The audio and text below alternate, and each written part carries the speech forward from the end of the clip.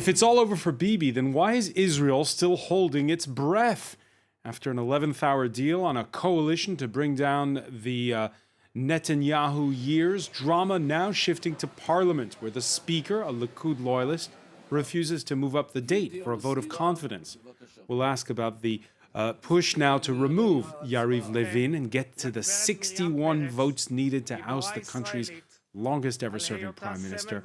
Despite his corruption trial, despite Wednesday's deal, Benjamin Netanyahu does not sound like a man who's thrown in the towel. What other surprises await, and what to make of an agreement that for the first time puts Arab Israelis in government? The dawn of a new era, or the sign that raw personal ambition can lead to anything, including a conservative Muslim Arab serving under a hardline Jew in a 7-party coalition that also includes the pacifist secular left?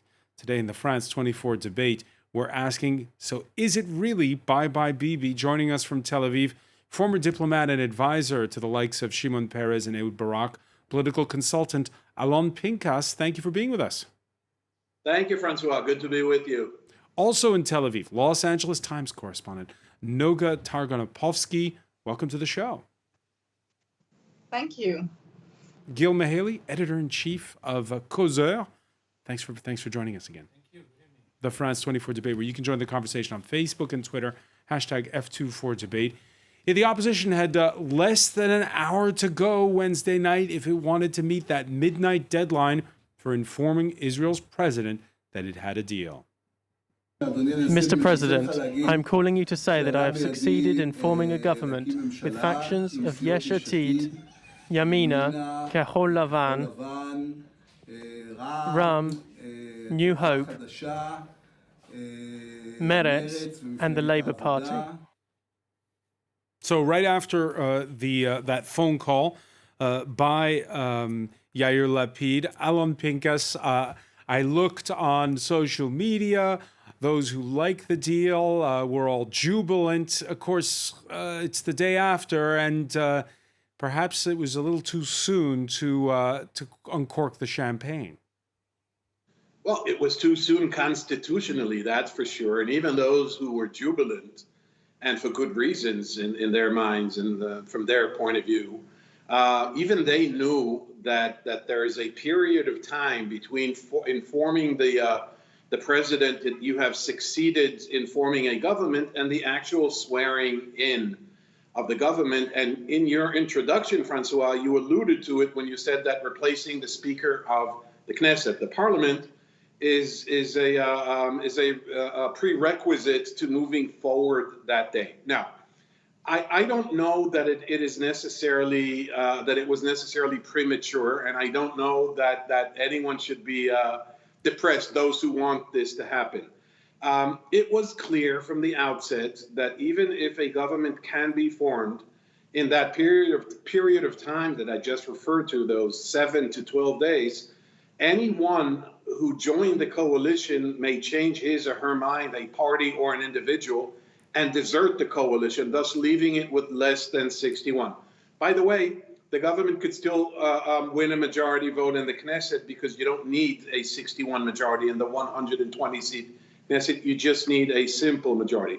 So I think you know, those who are jubilant were right to be jubilant. Those who still think this could be foiled or undermined could still have their say, but it looks like a done deal at this point. Hang on, looks like a done deal, but when the day began, there was this push to oust the Speaker of the Knesset. Our correspondent in Jerusalem saying, well, maybe they'll talk about it on Monday now. They're sort of easing off, it seems, even that. So what does that tell you?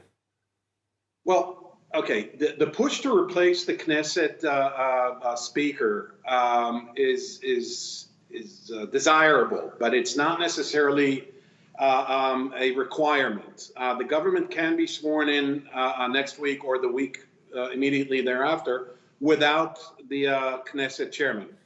What they tried to do politically is to change or replace the Knesset spokesman or the Knesset speaker, indeed. So the time will be short. The period of time will be short because the Knesset speaker right now, a member of Likud, of Mr. Netanyahu's party, has a vested interest in prolonging that time, thus exposing vulnerable members of this would-be coalition to political, public, and media pressures to renege on their promise. So the idea was to replace him or to appoint a new one in it, because he's actually an interregnum speaker, because he wasn't elected in this Knesset. He's just carried over by the previous Knesset, but not to confuse viewers with too much nuts and bolts and details. It's a desired thing to do. They wanted to do this. By the way, it's not done yet. It could still happen. I don't know. But it's not going to prevent the. It's not the prerequisite. You're saying Benjamin Netanyahu had, just so you know, courted Mansour Abbas and his Ram party. They have 4 seats in parliament. But now the gloves are off, it seems. The outgoing prime minister tweeting this Thursday that Naftali Bennett, the prime minister in waiting, if you will, sold the Negev to Ram, he puts in that tweet. All right-wing Knesset members must oppose this dangerous right-wing government. And we're seeing other signs that they're digging in for a fight. We saw chanting outside the homes of some of the key swing, if you will, members of parliament voters, like that woman saying, "No government, they stole the government." There were plans this Thursday evening for rallies outside the homes of key lawmakers from Naftali Bennett's party. Noga Tarnopolsky, is this just par for the course? This is what happens in the rough and tumble world of Israeli politics? Or is this a little uglier than usual? I would say that this is actually a little feebler than usual. Netanyahu had hoped, both at the time that his trial started and certainly in such a desperate situation as today, he had hoped to be able to bring thousands to the streets. He wanted, the Likud several times has called for massive rallies. And the truth of the matter is that they have failed to rally those thousands. So the fact that their only current plan is to have people rallying outside the private homes of individuals, by the way, who I'm not sure are loose connectors in the new coalition, but the Likud wants to think they are. In my mind, it's pretty much a sign of feebleness, of the weakness of their position, and also shows something else, which is that the Likud is seeing this defeat on personal terms. The idea that, in particular, right-wing legislators could have turned against Netanyahu is being taken very personally, and the attacks against them are no less personal. Yeah, so like, for instance, this one member of the Knesset, Nir Orbach, is his name, the one who's wavering slightly. He's one of these members of the Knesset who they say have, well, Likud in their DNA, and so they're traitors? Well, yeah, Nir Orbach, of the whole list, Nir Orbach is the only one who appears genuinely to be wavering, although the latest news is that he will maybe resign even rather than toppling this new coalition. But an interesting point, an interesting thing that happened today is that the son of the current prime minister, Yair Netanyahu, who is a very active right-wing troll, has been banned from Facebook for 24 hours for posting this man's personal address in a call to go and protest outside his house. We don't have any indications that these pressures are working. And I think we have to say possibly a disadvantage of Netanyahu's kind of scorched earth policy, in which he was willing to try absolutely everything, legal or illegal, in order to hold on to power, has left him now, once this announced coalition was formed, he basically doesn't have a lot of arrows left in his quiver. Gil Mihaly, when you hear Noga describe it like that, it does remind us of Donald Trump Jr., doesn't it? So there hasn't and senior, but there hasn't been a January 6th moment, a storming of the Capitol, if you will. Is that a possibility in Israel? Well, I don't think it's probable, but unfortunately, it's not unthinkable. But let's take a step back and look at the the context. For about 2 years, the main question is with or without Netanyahu. Tomorrow, or even today, if someone else was leading the Likud, he could have had a government in maybe 24 hours with 72 members of a Knesset voting for it. There is a natural coalition. Israeli electorate is right-wing. He could have a 72 members coalition in no time and maybe 80 in a couple of months. Netanyahu is trying for the last couple of years to go around this problem, talking about ideology, about the security of Israel, about his own ability as a leader, as a manager. But if he obtains less support than the potential right wing, this is exactly the 12, 13, or 14 MKs, about 10 or 12% of the Israeli electorate that has a problem with him rather than with his ideas. So what it means is two things. First of all, it means today that this coalition, which only glue, the only thing that cements it together is to be against Bibi, make it very fragile. 3 weeks ago, we discovered an MK called Shikli. He was the Orbach of the month of May. No one heard of him before. And for about 3 days, he gave everything. So it's like this West Virginia Senator Joe Manchin, right? There's always this sort of every time there was lawmaker. this guy that, if you send 50 people to shout under his home and, scare his kids and his wife, then maybe he'll change his mind. But basically, it is very difficult to stand against it because you have outside of the window people who think like you.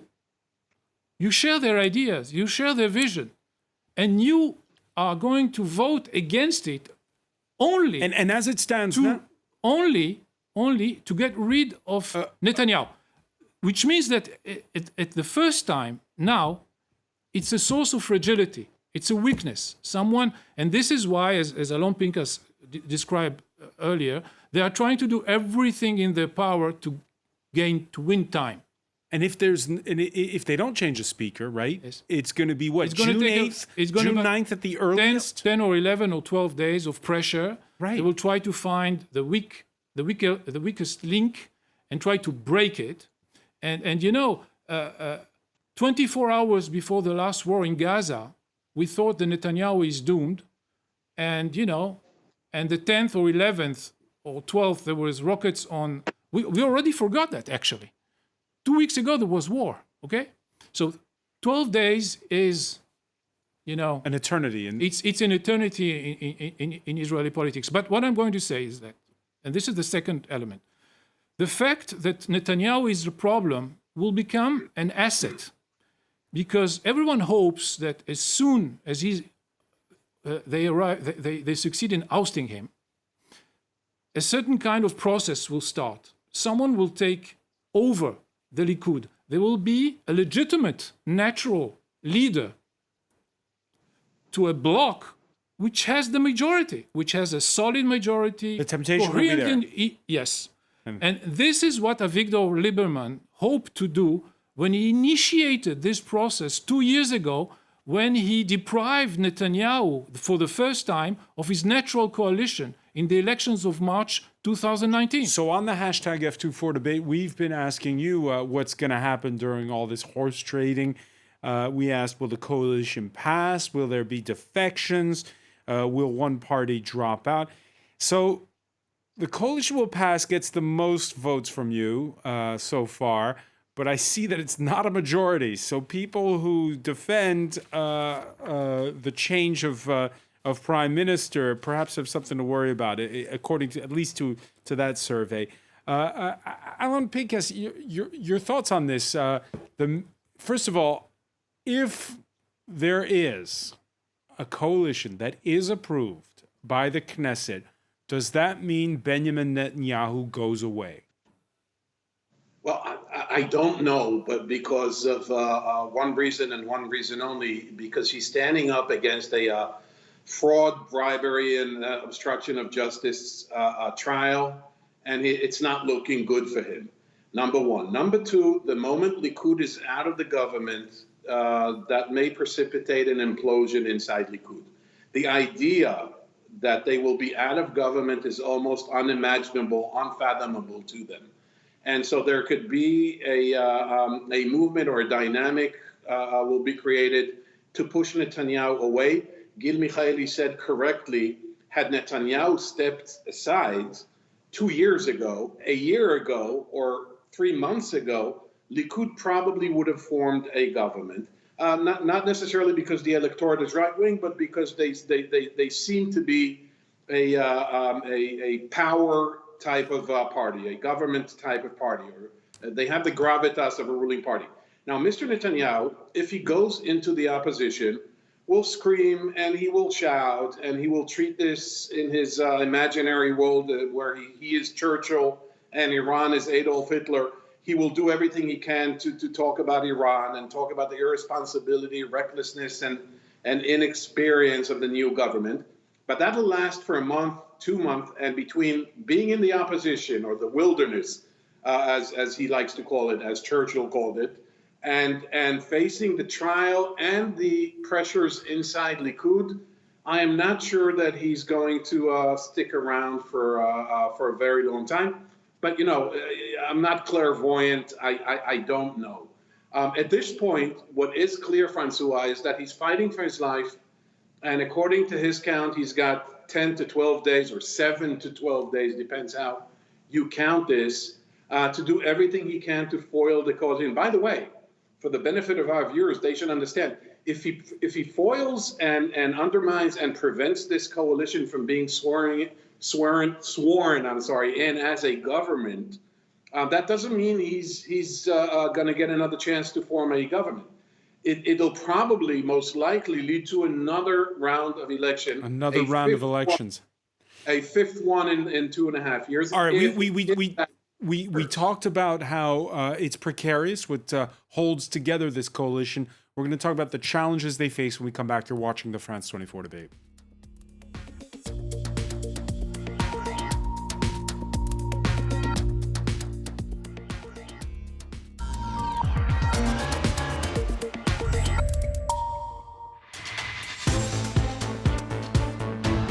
Welcome back, or welcome if you're just joining us. It's the France 24 debate, and we're looking how even when you form a coalition in Israel, the suspense continues till they have a vote of confidence for the new alliance between forces at range between the far right and the far left. Well, Benjamin Netanyahu is still alive politically. With us to talk about it, Alon Pincus, political consultant, former diplomat and advisor to the likes of Shimon Peres and Ehud Barak. Los Angeles Times correspondent Noga Tarlopolsky is also in Tel Aviv. Welcome back, and welcome back to Gil Michaeli, editor-in-chief of Causeur. The coalition that's been cobbled together had made a pact with itself. It was going to try as much as possible to avoid issues like settlement building and the status of Palestinians. But as Gil pointed out, we've just had another war, and whoever rules will have to address the deadly rioting inside of Israel during last month's worst fighting with Gaza in years, the tension between Arab Israelis and Jews in towns like Lod, that's near Tel Aviv, hadn't been seen for decades. I feel like the contract just broke, and we can't. Our faith in the country is just. We have to find a way to build it up again, because it's very hard continuing living here and knowing that we're alone. My son Musa was shot in cold blood from a distance of 45 meters. They wanted this event to drag all the Arabs into the war in order to tell the world, come and see what Arabs are doing. But Arabs don't harm Jews. They work with Jews. They have good relationships. The mayor created this problem. If the mayor and Bibi won't resign, remember what I've told you. It will never be quiet. Noga Tarnopolsky, we saw condemnation of that tension and violence between Jews and Arab Israelis when it was all unfolding from all sides. For this coalition government, how much of an issue is this going to be, what's happened? Well, I would say that the entire situation of the large minority of Arab citizens of Israel right now is in flux. And while these riots were shattering and unprecedented and caused, as you showed, heartbreak for many people, and some people were killed, I think it's important to note that this is happening in a context in which Arabs are gaining significant political power, not just Mansour Abbas. In the last 4 rounds of elections, amid Netanyahu's attempts to really incite racist fervor against the Arab citizens, or about 20% of the population, what we've seen is various Arab-majority political parties prove that they are a necessary player in the political arena, and that, in fact, very little, if anything, can get done without them. This is why Netanyahu flip-flopped, and in the 4th of these 4 elections, tried somehow to woo them, not very successfully. Mansour Abbas is a remarkable case of an Islamist party that has joined an Israeli government. I think that this government may prove more flexible towards these issues than what has been predicted, because they will be forced to by the circumstances. And at the end of the day, we're talking about a government that to survive will have to be non-ideological and fairly pragmatic. But you can't be more pragmatic than Mansour Abbas, Nogo. When we were preparing the show, we looked to see if there were any fiery statements. He's a conservative Muslim. We didn't find any. He plays his cards close to his chest, or he's a consensus figure. What do you make of him? First of all, I think he's shown himself to be one of the shrewdest political leaders in the state of Israel. And he has to get credit for that. He is a conservative Islamist Muslim, but what he's trying to do is to set aside, him personally, because not all of his Knesset members are following this. One of his colleagues today was the day of the Jerusalem Gay Pride Parade, and one of his colleagues went on the radio to decry perverts and saying that his party would never support legislation to grant them more rights. So I don't want to be all Pollyannish about this, but Mansour Abbas himself seems to be somebody who takes his conservatism seriously, but not fanatically, and he really is pragmatic. What he's gotten out of this coalition agreement is great political prominence, significant budgets for the Arab population at large, not just for his voters. So, Gil Miheli, when you look at Mansour Abbas and you look at Naftali Bennett, who comes from the far right, do they have more in common or more that sets them apart? It's difficult to say. I mean, I don't know how you measure. But what I would say is that Mansour Abbas had an incredible new revolutionary idea. He decided to vote to work for those who voted for him, to try to get budgets, to try to get problems solved, and put ideology on the side. I mean, gay pride. I mean, you put a press release and you move on. But when you deal with concrete problems in the Negev, for example, that villages that are not recognized, meaning that they are not part of the national planning, schools, kindergartens, roads, electricity, water. When you bring electricity, when you bring water, when you open schools, when you create jobs, this is very, very concrete. This is what he's trying to say. This is trying to do. And I think that when you work pragmatically, even with Netanyahu, they could do business, and they did. Netanyahu's governments, successive governments, gave quite generous budgets to the Arab population in Israel. The problem was, of course, the discourse. the heinous declarations and all the things that we already mentioned before. But there was always a common ground for pragmatic collaboration, and I think that the new government will, on the contrary, will try to find such common ground in order to move forward, because they don't have a long span of time. As soon as the Likud will start to explode, as soon as there will be a real horizon for an ideologically coherent government, those who will think that will benefit from that will make sure that the coalition will not survive. So they have a few months, and I think that this is exactly the kind of project that they can work together on.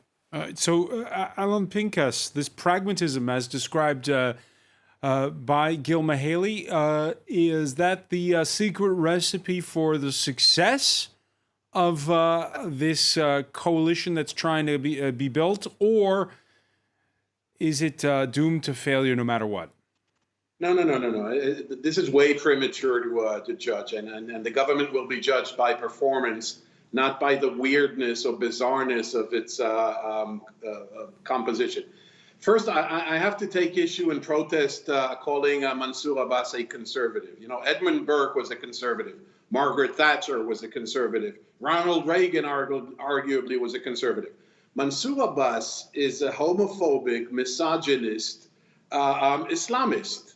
The fact that he did, as Gil pointed out correctly, he did something revolutionary by actually delivering to his constituents doesn't make him a political partner in the long term. In the long term, the Arab-Israeli middle class, growing, increasing, willing to integrate, and very well-educated Arab middle class, these are the allies that Israeli politicians or political parties need to look for. Now, in terms of the future composition, the one important, perhaps historical, I don't know, it's a big word, historical, but perhaps a point of departure is the willingness by both the left, the center, and the right in this would-be coalition to cooperate with the Arabs on a regular basis, on a permanent basis, which is rooted in an agreement that grants them recognition,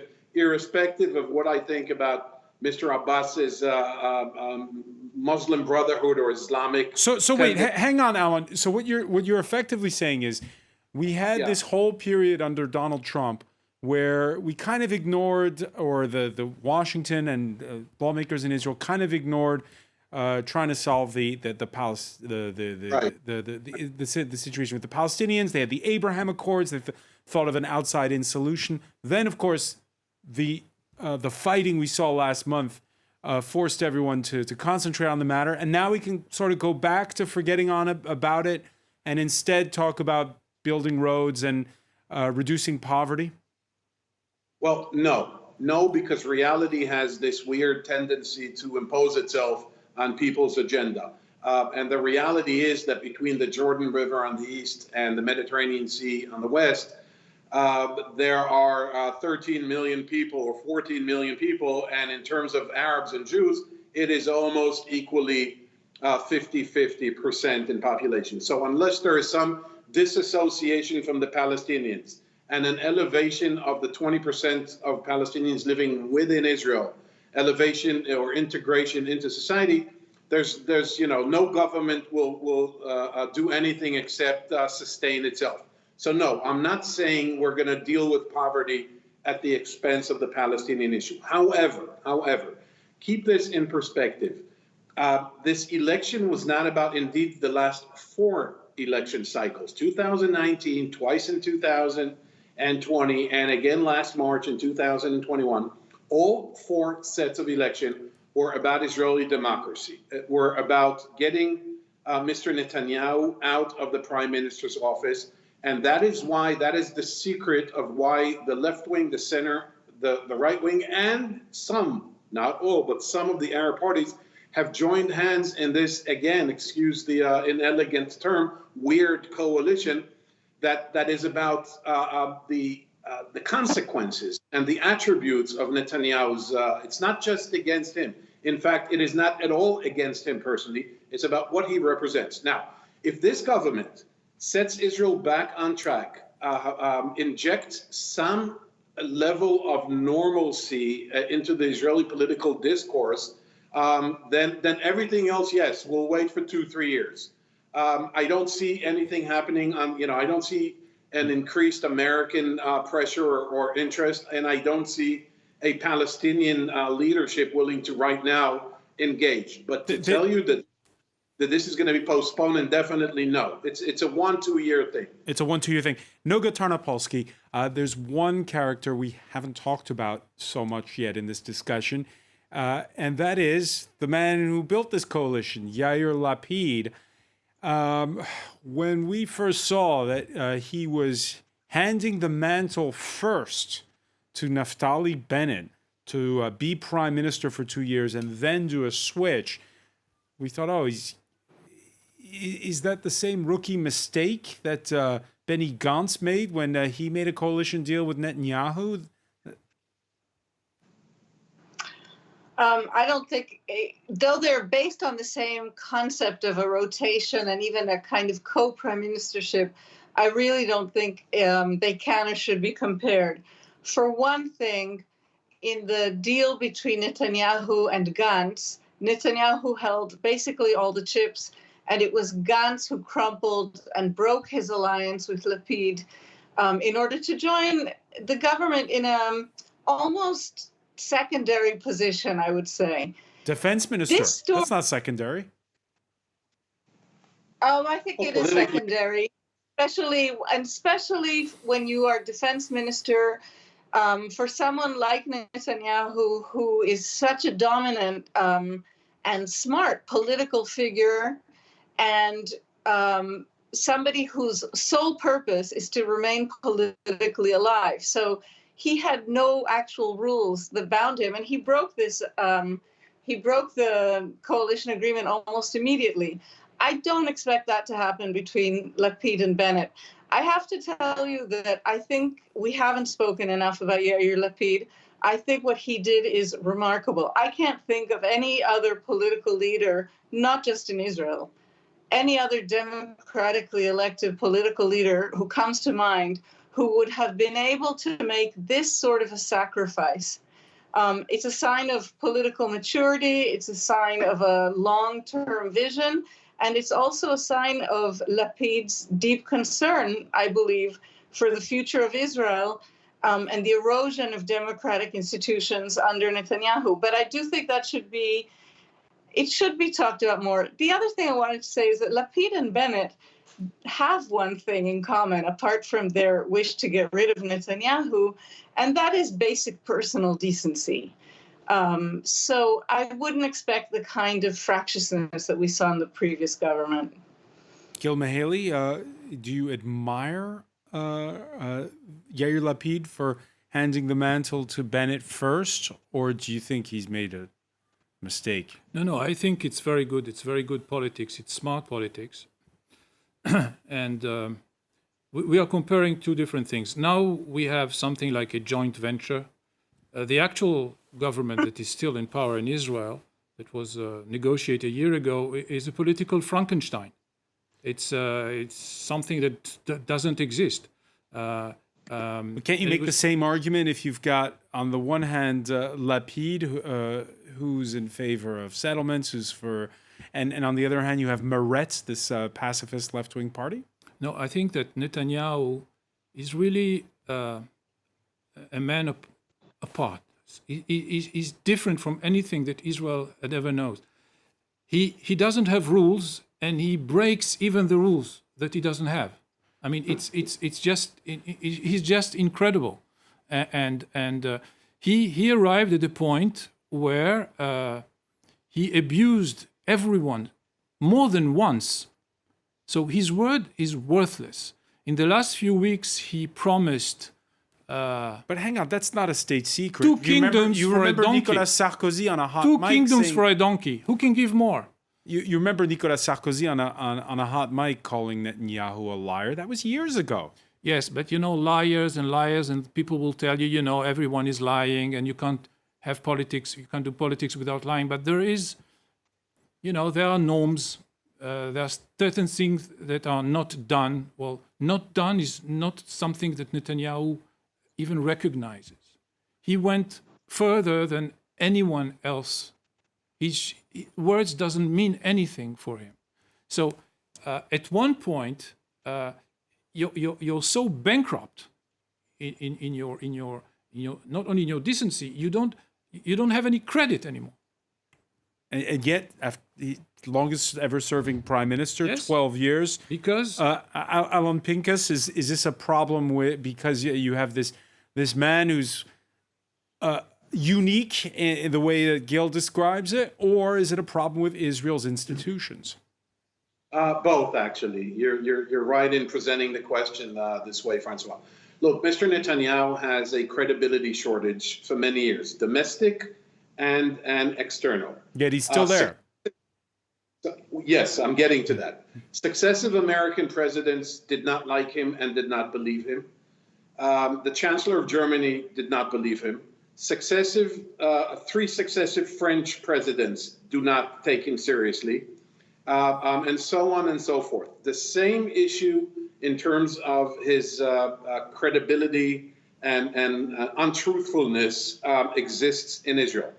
Yet at the same time, he's an extremely skilled and sophisticated politician who built a cult-like following on the one hand, and there were mitigating circumstances, Francois, in that he was always, since 2009, and actually until last year when he faced blue and white when they were seen to be formidable, he did not face serious political challenges. If you look at the 2003, and by the way, in 2009, he lost the election.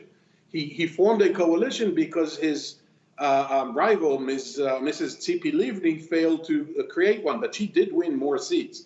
In 2013, in 2015, again in 2019, there was no competition. In 2020, blue and white already grew into a formidable and conceivably an alternative, and he failed to win. And he failed to win again against Mr. Lapid this time. And yes, here he is. Yes, the institutions are weak. He has succeeded in the last several years in weakening and undermining not only the institutions and the processes, but also the checks and balances of what, to begin with, is a fragile democracy. And he held on. And yet, you can argue, Francois, well, here we are, and he's still alive, and all the cliches about the 9 lives, and he's not dead yet, and don't eulogize him. Fine. But there's also a very simple fact. He failed to win 4 successive election cycles, and lastly, because we're out of time. Okay, so he may be out of office this time, He may be out of office this time. Maybe out of, yeah, maybe. Okay. A fragile democracy, says Alan Pincus. It's worthy of talking about, but unfortunately we're out of time. We'll continue that discussion soon, I hope. I want to thank you so much for joining us from Tel Aviv. Same with Noga Tarnopolsky. I hope you have plenty of fuel in the tank for the days to come. Gil Mehaley, thank you for joining us. Thank you for being with us here in the France 24 debate.